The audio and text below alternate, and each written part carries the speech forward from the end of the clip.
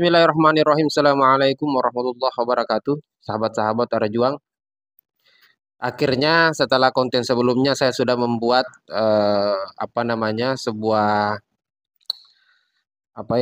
konten yang kemudian membahas bagaimana kondisi atau kronologis kejadian yang terjadi kepada Bung Lubis atas tindakan penganiayaan atau mungkin pengeroyokan atau kejadian kekerasan yang dilakukan oleh oknum salah satu habaib namanya Habib Umar Assegaf. Nanti juga saya tampilkan di thumbnail ya, orang yang kemudian bernama Habib Umar Assegaf itu. Yang kemudian Bung Lubis ini menyampaikan dalam live di channel YouTube-nya beliau, menyampaikan bahwa ada kurang lebih 6 orang yang kemudian menjadi santri Habib Umar yang melakukan tindakan kekerasan itu.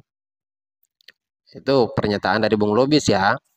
Jadi bukan dari saya secara pribadi, karena kita juga hanya sebatas mereaksi dari apa yang kemudian disampaikan oleh Bung Lubis. Dari tindakan itu kemudian beliau menyampaikan bahwa dari pihak mereka, dari pihak Habib Umar Assegaf maksudnya, itu sudah memberikan klarifikasi. Jadi saya coba cari dan kemudian akhirnya ketemu salah satu channel YouTube di mana ada yang berbicara di situ. Saya tidak paham dia siapa, tapi dia mengatakan bahwa Habib Umar Assegaf ini adalah kliennya beliau. Ya mungkin saja dia adalah seorang kuasa hukum ya, yang kemudian seorang pengacara yang kemudian mendampingi kasus yang kemudian sampai kepada jalur hukum itu sendiri, karena Bung Lubis sendiri sudah mengatakan bahwa dia sudah visum dan sudah melaporkan kejadian ini di Polres, di pihak kepolisian.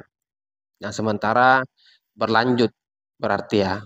Berarti itu sementara berlanjut, dan kemudian pasti orang-orang yang dilaporkan oleh Bung Lubis itu mulai dari 6 orang santri yang kemudian dianggap dari Bung Lubis ini bahwa mereka lah yang kemudian melakukan tindakan kekerasan itu, melakukan tindakan main hakim sendiri, dan kemudian grantornya orang yang kemudian menjadi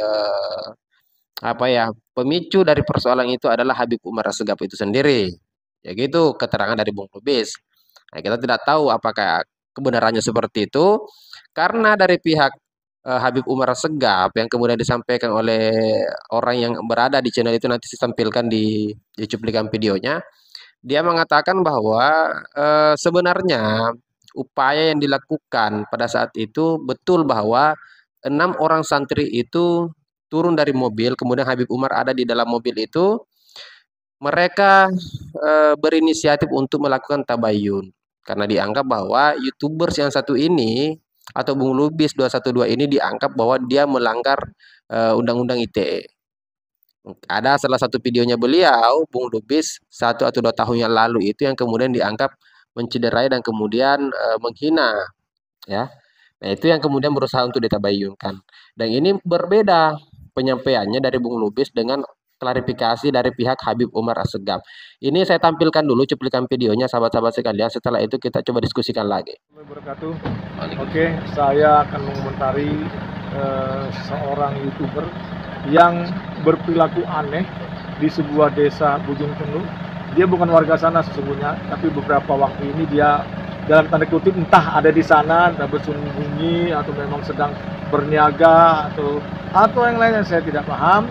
Dan jelas di sini saya punya klien, itu seorang Habib Umar. Si YouTuber ini melakukan pelanggaran Undang-Undang ITE sekitar 1 sampai 2 tahun yang lalu.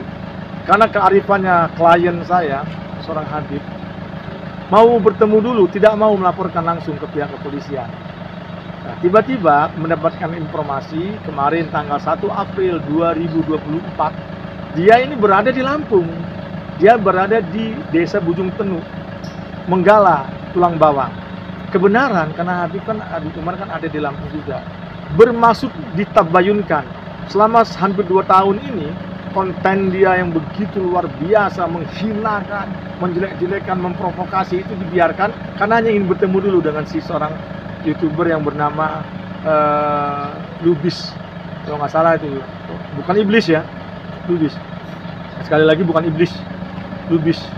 Ya, jadi atau apa pelakuannya, walau alam bisawab, saya juga ngerti seperti itu. Artinya begini, ketika ingin ditabayunkan, informasi dia ini berada di rumah, tinggal di rumah seorang RW. Datanglah, Habib masih di mobil, santrinya Habib. Kemudian ingin bersilaturahmi, minta supaya Pak RW-nya dibangunkan tempat ngasih Lubis ini tinggal. Kemudian dia masuk si Lubis ini ke dalam dan keluar lagi, mengatakan Pak RW-nya sedang tidur. Si Lubis ini belum tahu nih apa maksud kedatangan ini. Tiba-tiba santri bicara bahwa saya adalah santrinya Habib Umar. Mendengar itu, si Lubis ini lari tunggang langgang, tolong, saya nggak ngerti kalau binatang mungkin seperti anjing, seperti kalau binatang mungkin seperti anjing, tapi karena dia manusia. Kemudian dia terjerembab sebuah selokan. Mungkin kalau binatang seperti babi yang nyeruduk selokan itu, tapi karena ini manusia, bukan. Jadi itu kan seperti, saya bayangkan itu seperti ya, bukan dianya, bukan, kalau dianya manusia.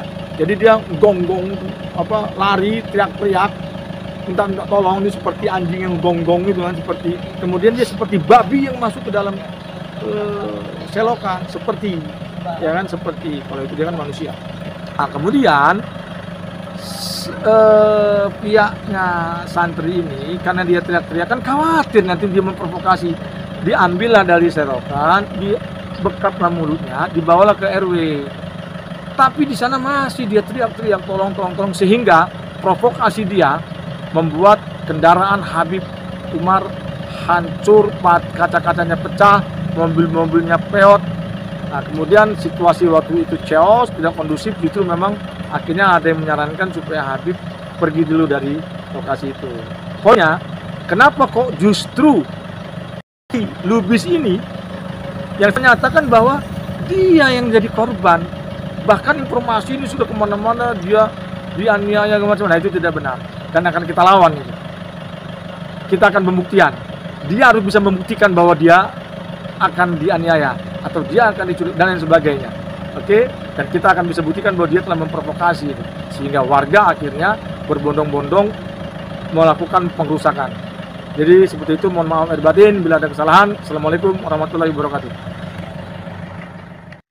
Nah, itu tadi sahabat-sahabat sekalian, kita sudah mendengarkan sendiri bagaimana pernyataan ini. Kalau saya menilai ya, kayaknya dia adalah seorang kuasa hukum. Kuasa hukum karena dia mengatakan klien. Dia juga sempat mengatakan di cuplikan video tersebut yang sudah kita saksikan bersama-sama bahwa posisinya dia adalah ingin bertabayun. Habib Umar Assegaf dengan santri-santrinya yang ikut dalam rombongan itu ingin bertabayun kepada Bung Lubis untuk bercerita, mencari solusi dan lain sebagainya. Pernyataannya seperti itu loh. Kemudian karena dia berada di salah satu rumah dan itu keterangan dari cuplikan video yang kita sudah saksikan itu bukan kediaman dari Bung Lubis itu sendiri, bukan rumahnya. Setelah mendengar bahwa yang hadir ini adalah santrinya Habib Umar, dia kemudian lari dan dikatakan bahwa dia seperti, kalau binatang itu seperti anjing ya, lari minta tolong dan lain sebagainya, memprovokasi masyarakat dan mengatakan bahwa seolah-olah dia menjadi korban dalam kasus itu. Dikatakan bahwa dia terjatuh di selokan seperti seekor babi. Kalau dari keterangannya, apakah dia kuasa hukum atau apalah, saya tidak tahu. Itu tidak terlalu menyenangkan untuk kita dengar. Ya, kalau saya secara pribadi, dia menggunakan kalimat-kalimat seperti itu. Ini namanya Bung Lubis, bukan iblis ya. Itu kan kedengarannya bagaimana ya. Kemudian dia mengatakan bahwa dia berlari seperti, kalau binatang dia seperti anjing berlari, kemudian dia terjatuh di selokan seperti babi. Ini apa ya? Menurut saya, apakah ini luapan emosi atau seperti apa? Saya pikir kata-kata seperti itu tidak pantas. Dan kita coba ikutilah perkembangan kasus ini karena ini sudah masuk ke ranah hukum. Kita berharap siapapun yang kemudian benar dalam kasus ini, kita tunggu saja perkembangannya dan kita tetap update bagaimana kondisi Bung Lubis itu sendiri. Karena kalau kita lihat sendiri dari video sebelumnya, dia memiliki beberapa luka termasuk di telinganya, kemudian di lengan, di beberapa anggota tubuhnya dia mengatakan bahwa lebam dan lain sebagainya. tidak mungkin hanya karena persoalan jatuh. Itu saja ya.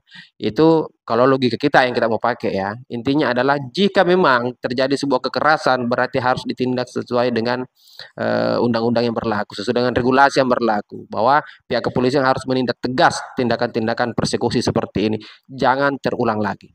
Mungkin itu saja sahabat-sahabat sekalian, silakan berkomentar jika kalian lebih paham persoalan ini, mungkin kalian adalah orang-orang yang melihat kejadian itu, silakan berkomentar. Kita ketemu di video selanjutnya. Akhir kata, wallahu muwaffiq ila aqwamit thoriq. Assalamualaikum warahmatullahi wabarakatuh.